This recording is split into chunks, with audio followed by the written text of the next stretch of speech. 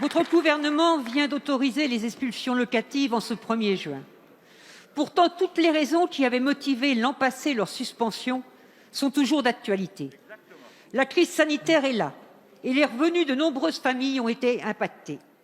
Lors de la commission d'enquête sur les conséquences du Covid sur les enfants et les jeunes, les dégâts sur la scolarité des enfants des familles hébergées en hôtel par le 115, trop souvent loin de leurs écoles et privés d'Internet, ont été soulignés. Aussi, j'attends de Monsieur le ministre de l'Éducation nationale son engagement pour qu'aucune famille dont les enfants sont scolarisés soit expulsée.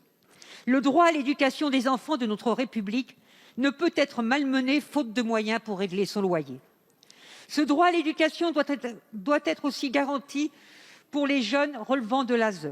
Leur assurer à long terme hébergement et formation, loin de la rue, serait un investissement humain utile au pays.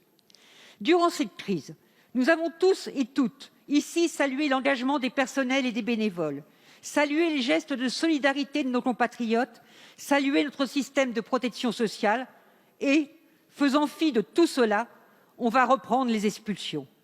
Où est la France des droits des êtres humains? En 2019, 16 700 expulsions ont été effectuées, touchant 36 000 personnes. Et cela va recommencer alors que les hébergements sont saturés, vous le savez. Certes, vous avez augmenté le fonds de solidarité, mais insuffisamment, comme le montant du fonds d'indemnisation des bailleurs qu'il faut porter à 80 millions d'euros. Certes, Madame la ministre du Logement a demandé au préfet de limiter le nombre des interventions. Mais limiter ne suffit pas. Aucune expulsion locative ne doit avoir lieu sans relogement digne et pérenne. C'est une règle qui, en ces temps de crise, ne doit souffrir d'aucune exception et s'appliquer partout sur le territoire. Monsieur le ministre, il est encore temps, Monsieur le Premier ministre, il est encore temps de surseoir aux expulsions locatives et ainsi de faire respecter le droit au logement, droit à valeur constitutionnelle. Lupin doit être au cœur de notre République. Emmanuelle Vargon, ministre déléguée chargée du logement. Merci. Monsieur le Président, Mesdames et Messieurs les députés, Madame la députée Marie-Georges Buffet. Cette année, pour la première fois, au moment de la fin de la trêve hivernale, qui cette année est au 1er juin, nous allons maintenir ouverte la totalité des places d'hébergement d'urgence, sachant que nous avons atteint le niveau le plus élevé jamais atteint à 200 000 places. En maintenant ces places d'hébergement d'urgence ouvertes, dans un effort budgétaire important qui a été cité tout à l'heure, 700 millions d'euros, nous allons permettre aux personnes hébergées d'avoir accès aux droits et de pouvoir se projeter vers un logement. Cette année, comme l'année dernière, à la fin de la trêve hivernale, l'année dernière au 1er juillet, cette année au 1er juin, nous allons reprendre différemment les expulsions locatives. Je dis différemment parce qu'alors que 16 000 expulsions locatives avaient eu lieu en 2019, 3 500 ont eu lieu en 2020.